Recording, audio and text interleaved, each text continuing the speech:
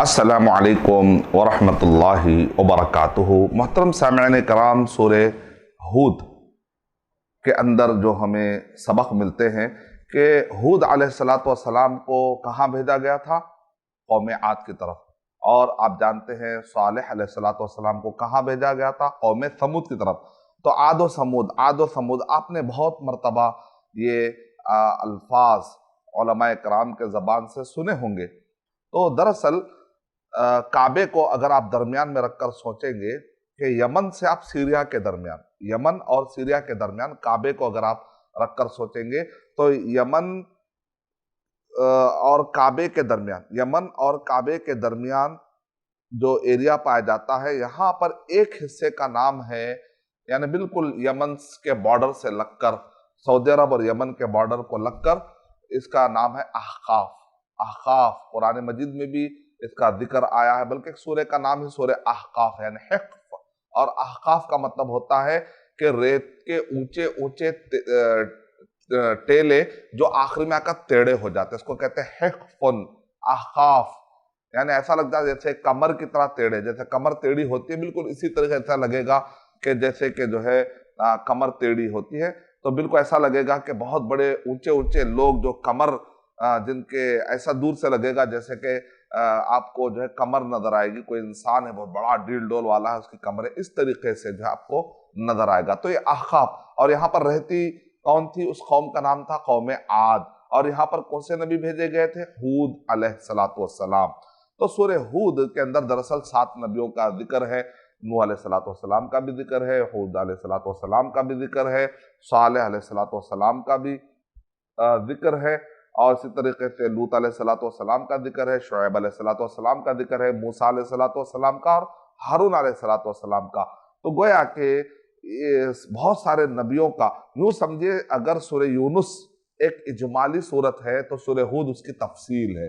अगर सूरह यूनुस के अंदर तफसीलात नहीं मिलती है, इशारे मिलते हैं, तो उन इशारों को समझना, उसके तफसील को जानना है तो आपको सूरह हूद पढ़ना पड़ेगा।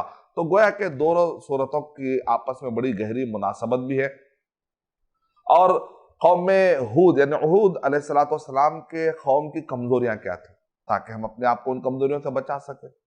उनकी कमजोरी ये थी कि तकब्बुर, यानी नबियों की बात आ जाने के बाद अपनी बुत परस्ती पे कायम रहना और अपने अवहाम परस्ती पे कायम रहना, बुतों के पीछे पड़े रहना। तो नबी की बात नहीं मानना ही तकब्बुर की अलामत। गमतुन्नास बतरुल हक़्क़ि व गमतुन्नास। अल्लाह के नबी सल्लल्लाहु अलैहि वसल्लम से सहाबा इकराम ने पूछा क्या अच्छा कपड़ा पहनना, क्या अच्छा रहना, क्या ये तकब्बुर है? तो अल्लाह के नबी सल्लल्लाहु अलैहि वसल्लम ने कहा ये तकब्बुर नहीं है, तकब्बुर ये है कि बतरुल हक़्क़ि, हक़ आने के बाद उसका इनकार कर देना, व गमतुन्नास, लोगों को गिरा कर देखना। अल्लाह ने आपको नेमत दी, आप उसका अच्छे से अच्छा इस्तेमाल करते हैं तो कोई बुरी बात नहीं, लेकिन जिसको नेमत नहीं मिली है उसको तसव्वुर में लाते हैं, उसको गिरा कर देते हैं, देखते हैं और कहते हैं चलो उससे तो बेहतर मैं हूँ। आपको किसने हक दिया है कि ऐसा कंपेयर करने का? आपको अल्लाह ने जो दिया वो अम्मा बिनिअमत रब्बिका फहद्दिथ। तो ये दो चीजें जो है, यानी कि हक, अल्लाह का हक और बंदों का हक मारने की जो बात इसके अंदर की गई है, इससे बचना जरूरी है। तो कौम हूद में, हूद अलैहिस्सलातु वस्सलाम की कौम में कमजोरी आ चुकी थी कि बुत परस्ती में इतने डूबे हुए थे कि हूद अलैहिस्सलातु वस्सलाम की बातों को उन्होंने तवज्जो ही नहीं दिया।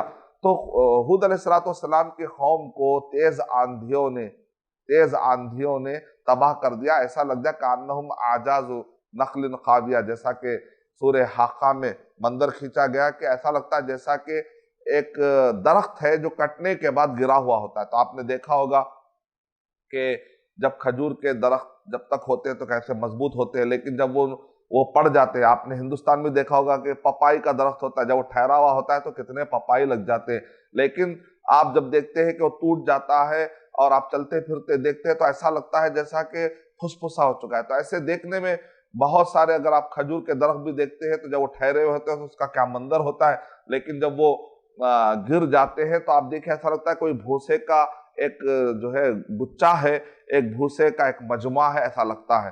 तो बिल्कुल वो कौम देखने में तो डील डोल और बड़े खतरनाक ऊंचे तगड़े, वो समझते थे कि हमको कोई हवाएं मिटा नहीं सकती, हमको कोई जो है तूफान जो है हिला नहीं सकता। इस किस्म का एक तकब्बुर, नबियों के मुकाबले में तराना, ये वाली जो कैफियत थी। अहकाफ वाली कौम जो यमन और सऊदी अरब के दरमियान में ایک جگہ پر ایک ایسی قوم گزری ہے جن کے جو جسم کے سائز تھے ہمارے جسم کے سائز سے بھی بڑے بڑے، اور ویسے قوم کو بھی اللہ سبحانہ و تعالیٰ نے تباہ کر دیا۔ تو اے کفار قریش، تمہاری کیا اوقات ہے کہ تم محمد صلی اللہ علیہ وسلم کے مقابلے میں ٹھہرنے کی کوشش کر رہے ہو؟ تو ذرا ان کو تم غور کرو۔ وَإِنَّكُمْ لَتَمُرُّونَ عَلَيْهِمْ مُصْبِحِينَ وَبِاللَّيْلِ أَفَلَا تَعْقِلُونَ، تم تو رات و دن یہاں سے گزرتے ہو، یمن جاتے ہیں، سیریا جاتے تھے۔ کفار قریش کیا کرتے تھے؟ لِإِيلَافِ قُرَيْشٍ إِيلَافِهِمْ رِحْلَةَ الشِّتَاءِ وَالصَّيْفِ، کہ یہ جو کفار قریش ہے، جب ان کے پاس سردی کا ماحول ہوتا تو یہ گرم علاقوں میں جاتے، یعنی یمن کی طرف چلے آتے۔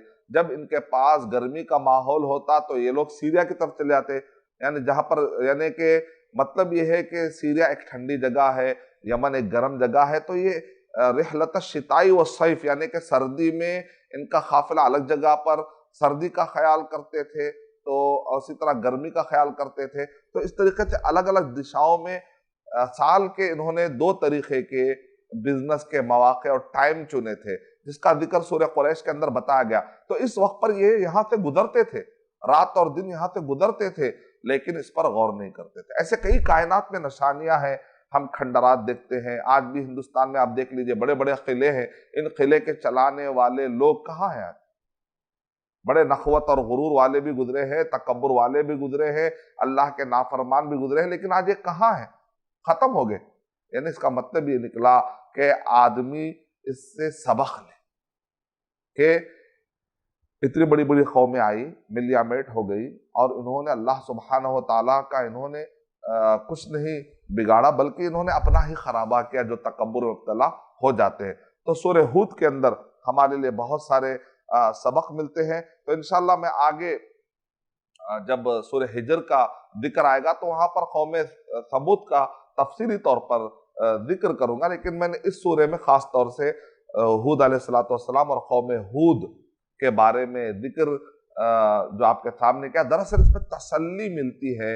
اللہ کے نبی صلی اللہ علیہ وسلم اور صحابہ کرام کو جب یہ صورت نازل ہوتی تھی تو بڑی تسلی ملتی تھی، اس سے ایک بھروسہ بھی ملتا ہے مومن کو کہ اللہ تعالیٰ کتنے رحم کا معاملہ کرتے ہیں مومنوں کے حق میں۔ تو لہذا آپ کو ہمت نہیں ہارنی چاہیے، باطل کے بلند بانگ دعووں سے آپ کو گھبرانا نہیں چاہیے، ہمت سے ہمیشہ پامردی کا، استقامت کا ثبوت دینا چاہیے، یہ ہمیں سبق ملتا ہے۔ میں اللہ تعالیٰ سے دعا کرتا ہوں کہ اللہ سبحانہ و تعالیٰ مجھے اور آپ سب کو سورہ ہود سے ہدایت حاصل کرتے ہوئے اپنی زندگیوں کو سنوارنے کی توفیق عطا فرمائے، آمین۔ وآخر دعوانا الحمدللہ رب العالمین۔ السلام علیکم ورحمۃ اللہ وبرکاتہ۔ اور مزید ویڈیوز کو دیکھنے کے لیے آپ ہمارے یوٹیوب چینل کو سبسکرائب کریں۔ فجزاکم اللہ خیرا۔ الدعوة نور وضاء تجلو ظلمات الحيران، منهج خير الناس جميعا لا يبلى عبر الأزمان. الدعوة نور وضاء تجلو ظلمات الحيران، منهج خير الناس جميعا لا